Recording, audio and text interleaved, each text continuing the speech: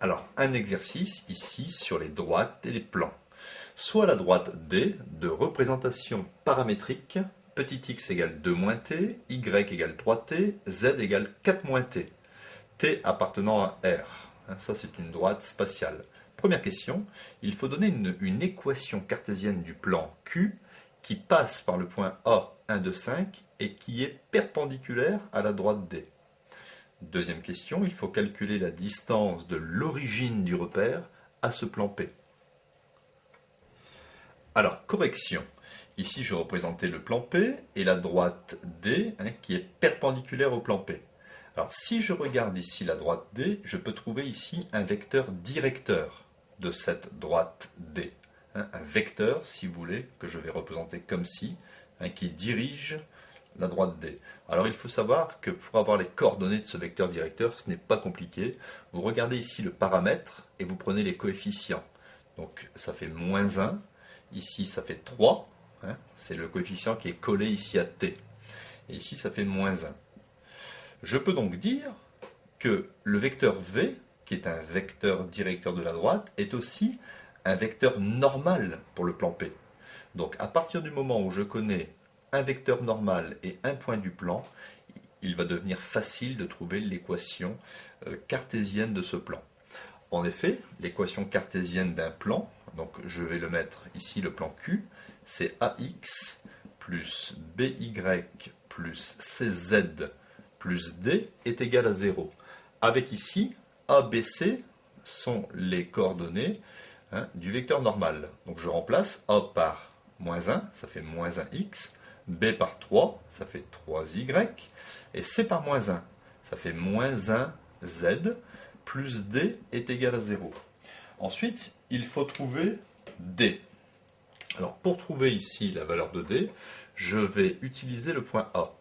Le point A appartient ici au plan. Donc je peux remplacer ici x par 1, y par 2 et z par 5. Faire une équation et trouver D. Donc on trouve moins 1 fois 1, plus 3 fois 2, moins 1 fois 5, plus D égale à 0. Ça me donne ici 3 fois 2, ça fait 6. 6 moins 1, ça fait 5. 5 moins 5, ça fait 0.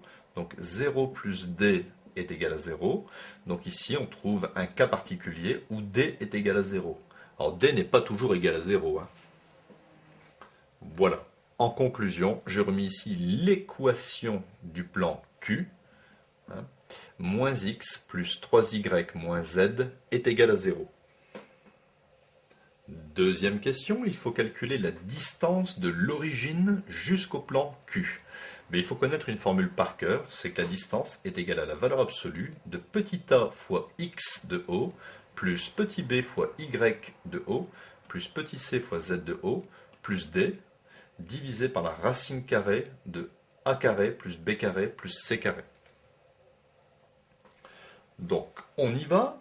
x0, y0 et z0 font 0, parce que l'origine a pour coordonnées 0, 0, 0.